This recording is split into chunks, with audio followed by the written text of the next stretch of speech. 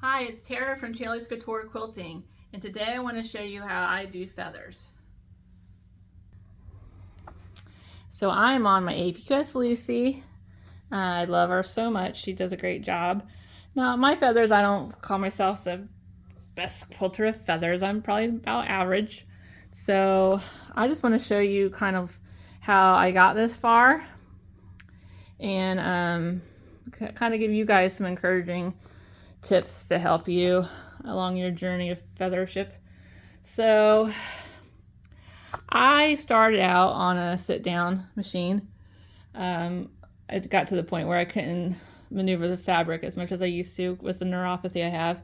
So next step was to find a good machine like my Longarm that moved really smooth. So having a smooth moving machine was real important, especially when you're getting ready to do curves and things like that. So another thing I did was get a dry erase board and kept drawing and drawing and drawing the feathers. And I did that even before I got a Longarm. So when I was doing a sit down, I would just draw them and draw them so that I could get the plumes to look the way I wanted. And when I was making my mistakes when I was quilting, it would often be because I wasn't coming back further enough to start my plume. So it would look like this little, I would cut it off and then start another one, and it started looking real funky. So my suggestion is to take your time, do your nice paisley curve. When you're going to do the bump back, come back a little bit further and then come back to do that that next shape. So tracing them out like that, and that just helped me to really get to know how to make those feathers look a little bit better. Was that I was cutting it off short. Do your paisley, and then when you go you do your next one. This is the bump back feather method.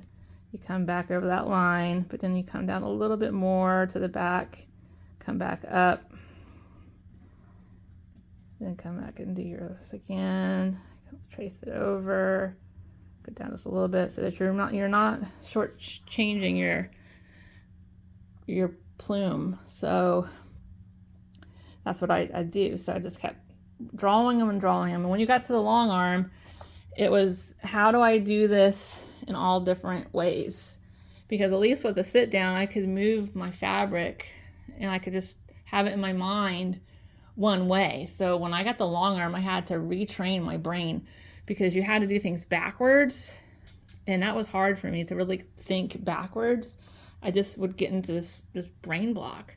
So getting a scrap sheet on here and just practicing different shapes, mirroring them back and forth, left from right, up and down, mirroring, doing things at angles, because you're going to be presented with a lot of different shapes in your quilt that you have to maneuver and quilt in. So I would just draw imaginary shapes on my fake quilt just to kind of give myself some practice doing them in different ways until I got better and could do it on a real quilt. So another thing I do before I even put it on a Longarm, I audition designs that I want to do for my clients. So I will take the cellophane paper and I'll pin it, and I'll draw my shapes for all the things I want to do to their quilt. I have to get permission because I'm not touching their quilt until they tell me, oh, I like that. So I would draw on this, I would pin this stuff on there, and I would use a marker and I'd draw the shapes I thought would look good on these things. So if I was ever getting in a rut, because I know I'm going to go backwards here, and I forgot in my mind how it's supposed to look, I could either take my finger and do a little trace again until it came back into my memory.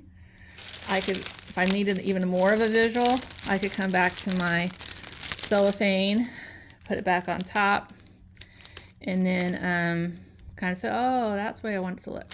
I didn't want it to look like this, going that way. I wanted to make them go outwards, so I'm on the bottom of the quilt now, so it could jut out that way. So that helped me get it in my mind where I wanted it to be. Okay. I also try not to make my spine too thick. I made my, after I traced it with my white chalk, I then stitched it, and then that way I can see it better when I'm quilting. I always use white chalk, even on white. If I have a white piece of fabric, I will just keep pushing down with white on there. A lot of people use different things. I haven't had very good luck with the blue stuff. I don't trust it. I'm a paranoid quilter.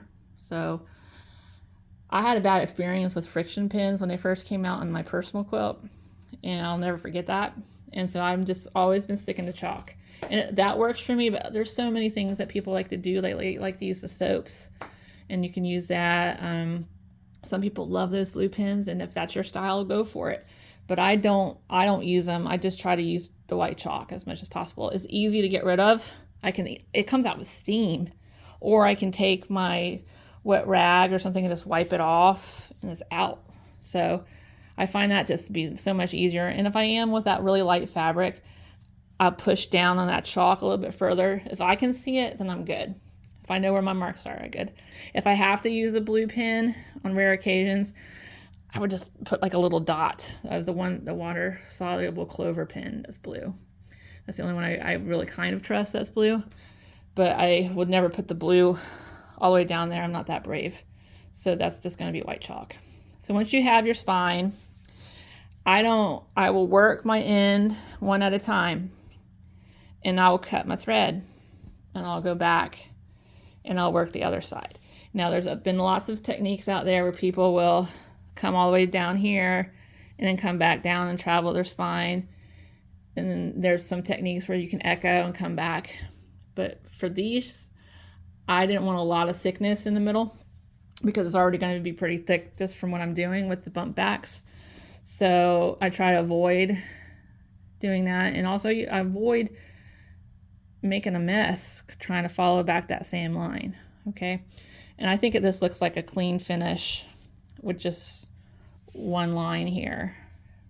Cut it off. Go back here and do the next line. Cut it off.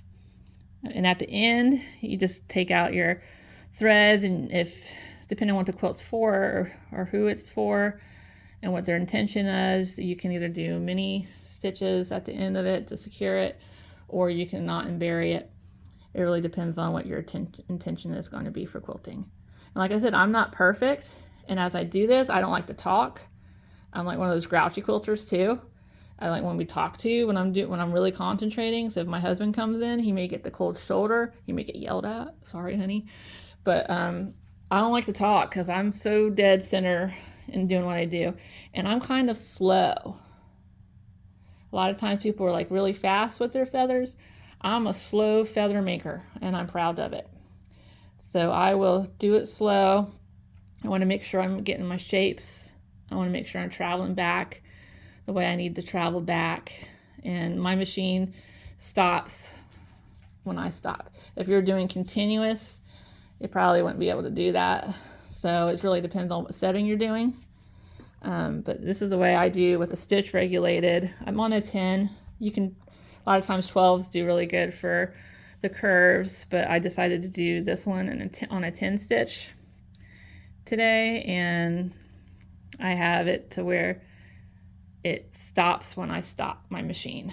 Okay, so let's try to get through so you can see a little bit throughout the whole process of quilting. I do try to match my thread, or at least have a good blender thread for my feathers. It makes the feathers go nicer. This print, however, is all different colors within the color. So I've got lots of different shades of yellow. So I just try to pick the best yellow shade possible. And I am using a different color for my bobbin. Okay, 40 weight thread. Fly. So what I'm doing is I'm going to start out with a very narrow margin here. What do you do when you have something so small that you can't even get a shape in there? You can do like tiny teardrops overlapping each other. So my feathers are going to travel down to the bottom here.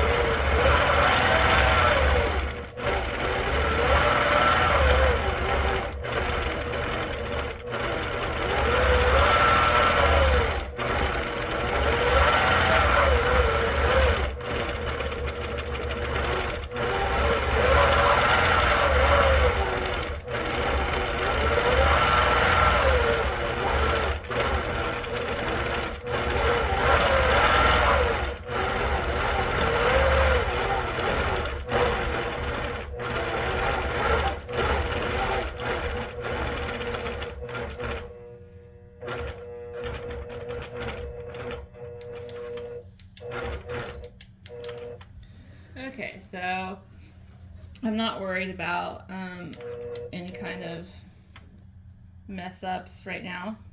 If it was a major mess up, maybe I'd get out the picker.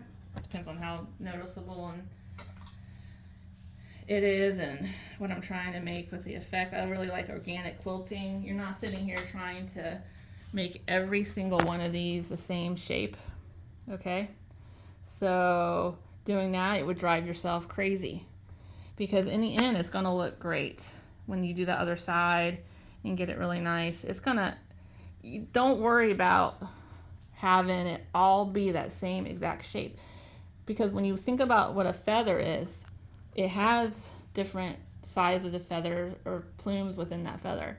So you're not trying to make the same shape. You want some big ones, you want some smaller ones. You want to make it look authentic. And I like to call that organic, you know, just making it, don't worry, in my terms, what organic means, don't worry about your mistakes. Because what you think is a mistake, it probably really isn't. You're just overcritical about yourself. So don't do that. You're gonna have a plume here and there where you're like, oh, I don't know if I like it that much, but once you do the next plume, it just blends in really nice. So it really depends. I mean, there are obvious mistakes, but don't over criticize yourself and how you're making your paisley shapes, because you'll never want to make a feather if you do that. So before I start my second row, I just want to make sure I'm going in the right direction. I have to do that for myself because going backwards throws me off sometimes. So I want to make sure that I know where I'm going. Okay? And I am ready to start again. Okay. See you soon.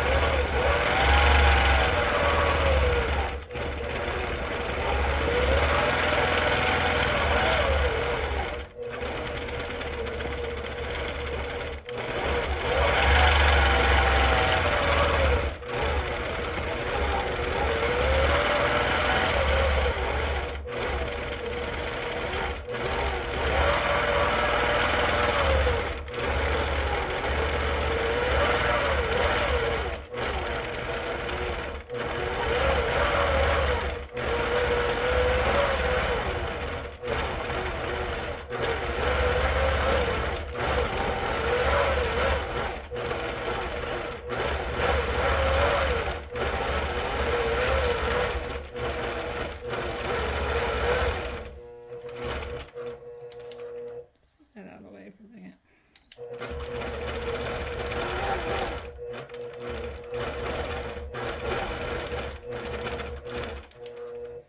So you can decide if you want to knot or bury your threads, or if you just want to do tiny stitches. There's no quilt police here. If it was a show quilt, you might want to choose the knot and bury. If it's just a custom quilt that your client is just going to gift to somebody else, that probably wouldn't be a knot and bury situation. But if they're going to hang it for a show, it would be. You'd probably want to do that so you have a clean finish. So let's look. Came out great, I think. I mean, like I said, I'm a moderate feather maker. I'm not a professional feather maker, but I wasn't worried about if that one was small and that one was just a little bit bigger, because when you look at the full picture, it just looks like an organic feather. So just taking your time. I really do take my time. I want to make sure I hump back the right way. I'm not in a rush. There's no rush to win the quilt.